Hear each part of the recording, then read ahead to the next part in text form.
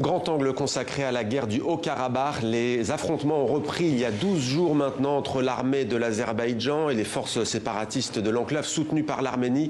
Entretien exceptionnel avec le Premier ministre de la République d'Arménie, Nikol Pachinian.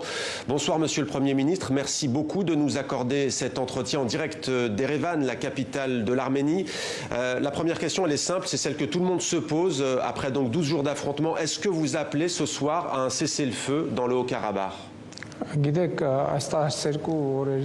savez, durant ces événements de ces derniers 12 jours, en réalité, je fais appel à la communauté internationale et à l'Europe. Je pense que ce qui a eu lieu, c'est la chose suivante.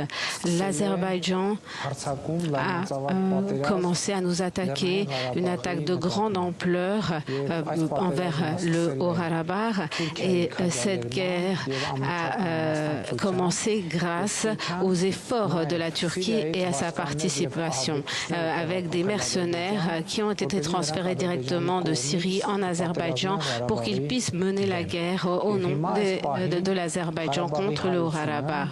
Et les Arméniens au Haut-Karabakh se trouvent dans une situation existentielle face à un risque de génocide et face à des terroristes, des attaques terroristes. Aujourd'hui, les zones d'habitation de populations civiles pacifiques sont attaquées, sont visées par des missiles. Toutes les villes, toutes les structures civiles. Et dans ce contexte, nous nous trouvons dans une crise humanitaire et face à un risque de génocide. Le mot, bien entendu, est très fort, d'autant plus quand on connaît l'histoire du peuple arménien. Le génocide, c'est la destruction méthodique d'un groupe humain. Est-ce que vous avez des preuves d'une planification de ce que vous avancez? Vous accusez la Turquie dans ce sujet? Eh bien, vous savez, ce qui a lieu à l'heure actuelle au Haut-Karabakh, eh bien, c'en est la preuve. Parce que ça veut dire... pourquoi les terroristes sont venus au Haut-Karabakh? Pourquoi est-ce que l'on tire sur des zones civiles et paisibles? 100 ans plus tard, la Turquie revient dans le Caucase du Sud pour finir cette politique de génocide. Et pour moi, c'est évident que ceci est sous-tendu par une intention politique internationale. Nous sommes le dernier obstacle pour la Turquie sur la route de son expansion vers l'Orient, vers le Sud. Et il faut en tenir compte dans ce contexte où la Turquie a un certain comportement en Méditerranée, envers la Grèce, Chypre, en Libye, en Syrie, en Irak. Ceci a pour objectif de restaurer l'Empire turc, et je suis convaincu que c'est justement ce qui se joue dans le Sud Caucase. J'ai déjà donné différentes interviews à différents médias européens, et je leur ai dit que si la communauté internationale, l'Europe, ne prend pas très sérieusement cette situation, eh bien, vous pouvez attendre les Turcs à Vienne.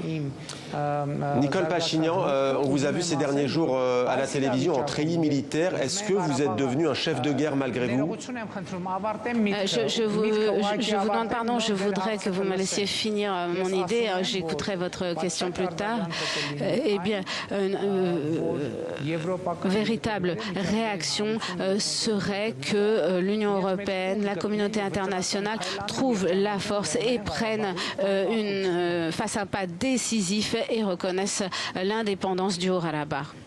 Voilà donc pour votre propos. Sur la question donc de ces images, on vous a vu en treillis militaire. Est-ce que vous êtes devenu un chef de guerre dans ce qu'on vit en ce moment? Vous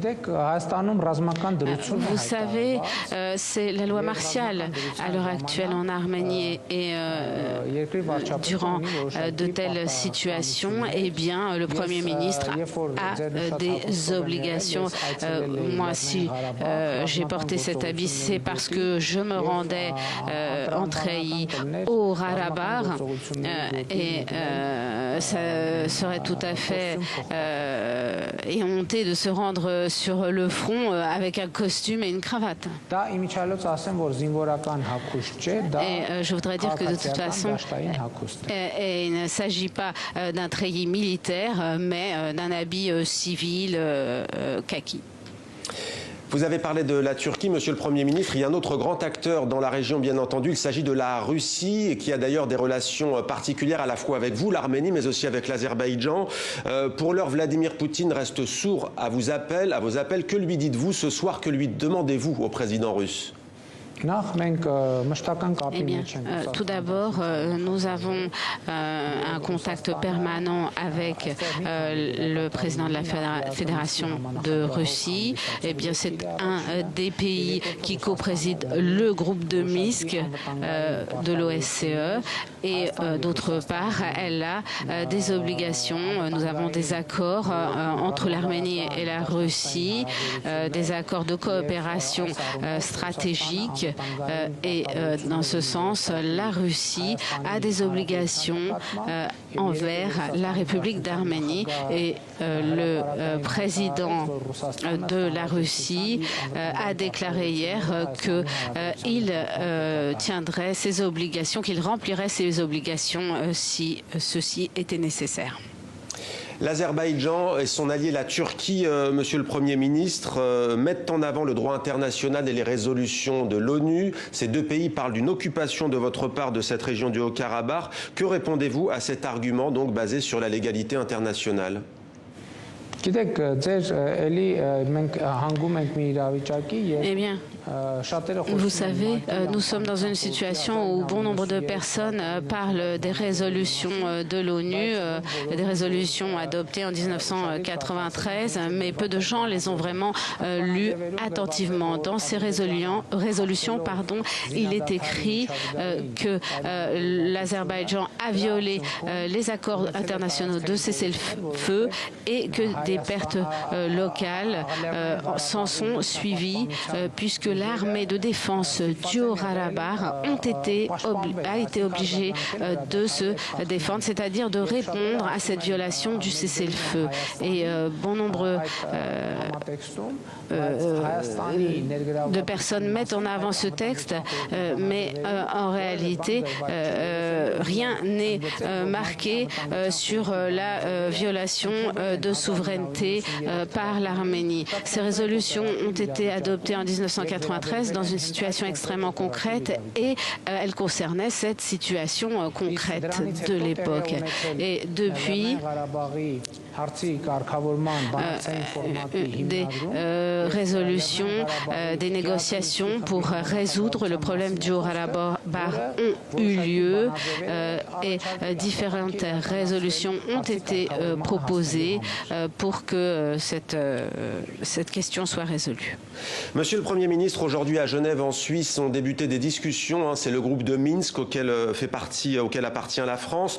Je précise aussi d'ailleurs que l'Arménie fait partie de l'Organisation internationale de la francophonie. Le dernier sommet de l'OIF, c'était d'ailleurs chez vous, à Erevan, en Arménie. Qu'attendez-vous de la France et du président Emmanuel Macron? Tout d'abord, je voudrais souligner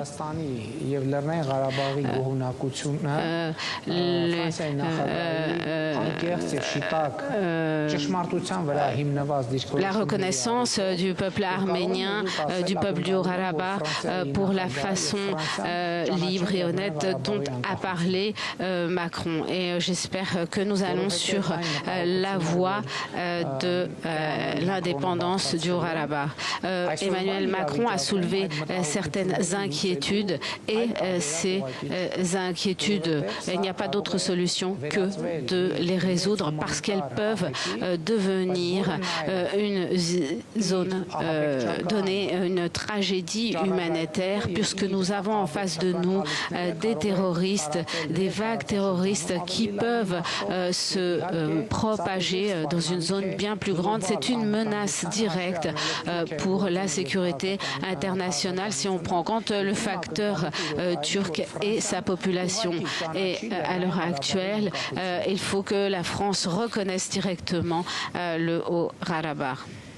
Merci beaucoup Nicole Pachinian, Premier ministre de l'Arménie, d'avoir répondu à nos questions dans ce contexte donc de guerre dans la région du Haut-Karabakh. Merci d'avoir répondu à TV5 Monde.